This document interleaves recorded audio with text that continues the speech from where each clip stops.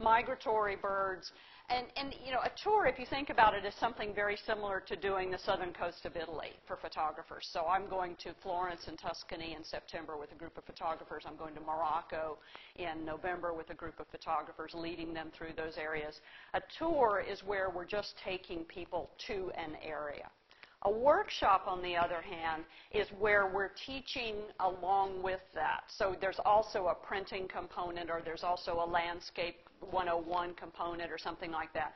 So a workshop is where the leader is doing much more teaching and hands-on, and it's much more intense. The tour, on the other hand, is really just we're touring. We're just traveling through, and we're just a little bit low-key.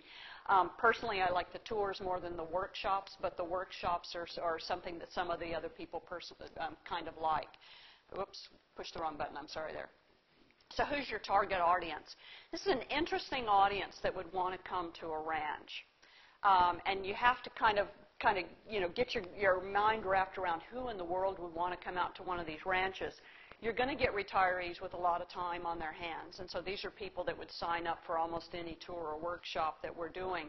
Young professionals, go back, for some of you all, go back to when you were 20, 25, 30 years old. Some of you all are already in that age group.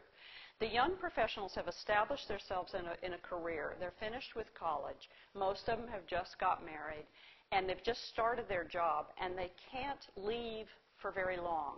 So they can go for Thursday, Friday, and Saturday, and Sunday, and then they can be back at work on Monday. I'm finding that this young professionals and these working professionals, these people who can only take off Thursday evening, Friday, Saturday, and Sunday, are a really big component of these small weekend workshops. And the reason that they're doing that is they've got small children at home. Sometimes the mother can leave the child with grandmother or with dad for just the weekend, and she gets a getaway. Sometimes the husband, that's really all that wife is willing to let him go away. And so these short little workshops tend to work out really, really well for these people to coming down to these ranches. You've got people who can travel, and those would be your people coming in from different regions of the country. And then you've got also people who can't travel. And so that little short destination trip is exactly what they're looking for. Sorry, I got to get this all right.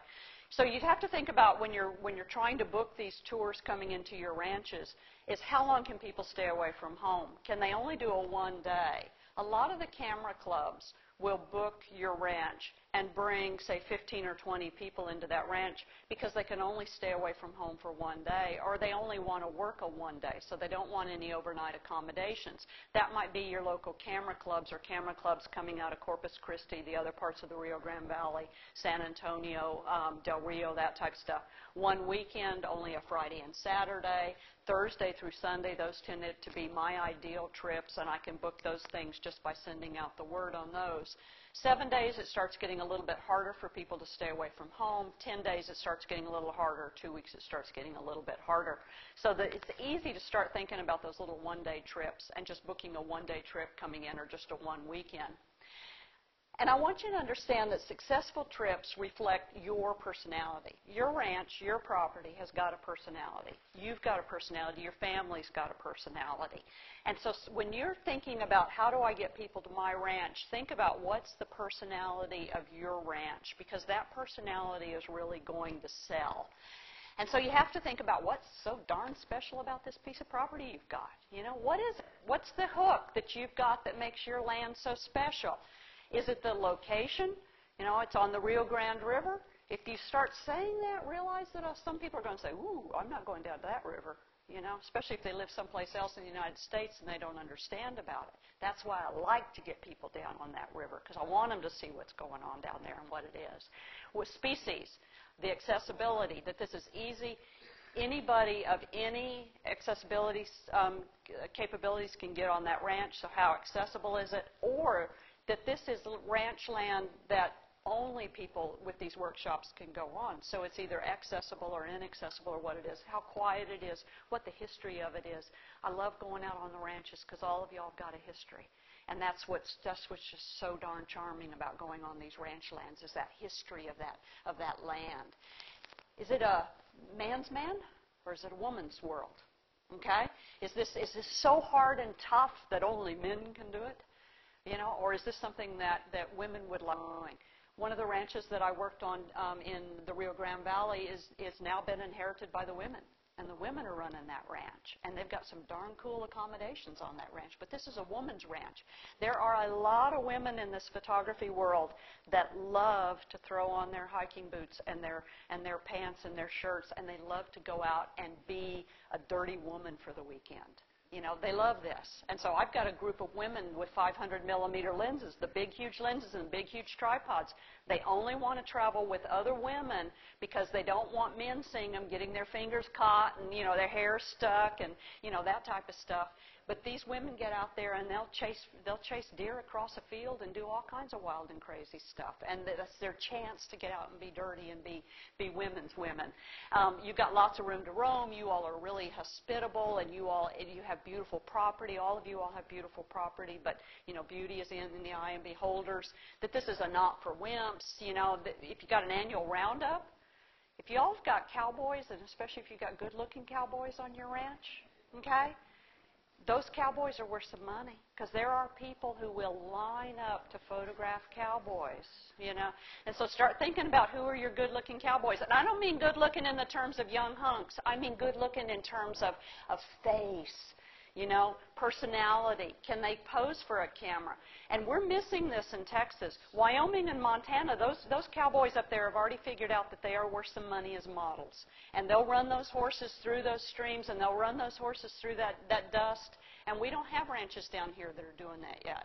And so those cowboys. On a ranch that we were on this spring, we ended up, because it was raining, we ended up photographing tack. And so we were in the tack room, and we were doing all this leather work and these saddles and stuff. These are city people. They haven't seen this, or they saw this stuff when they were kids. Think about that stuff. One of the ranches has a chuck wagon, and that's where they serve all their meals, is off of a chuck wagon. And it's a fine chuck wagon. And so we will end up photographing the chuck wagon for an hour and a half. Photographers will photograph anything. So, what's your roundup, your wildflower fields? What's the personality of your ranch? Think about that, because that's what you're marketing, is the personality of your ranch.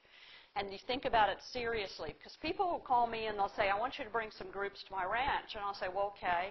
And they can't tell me why I need to leave and go scout that ranch out. So think about seriously what you've got. What's your ranch? What's its hook? What's there? And then think about what's unique to your land. What's your personality? What is your personality? And what personality are you bringing to that ranch experience? What makes me different? What's going to make these workshops and these field trips different? How can you be better than anybody else? And then also what your workshops are not. If you don't want a bunch of wimps on your property, then don't bill it that way. Bill it as strong or rugged or whatever it might be. But think about that. What can you handle? What do you feel comfortable doing? If you don't want a group of 7 city women on your property, then be upfront about that. If you do want a group of 7 city women on your property, then that's okay. So think about what you are, because this is where you're going to set yourself out as your personality of your ranch. That's what's going to set you aside as your ranch. And then added value. Do you have a really, really fine guest house on your property? Okay? Or is there something you could turn into a really fine guest house? Could you be high-end luxury? There's one of the ranches in the Rio Grande Valley that we went to that the house is absolutely dynamite. And that's the second house, the city house and the ranch house.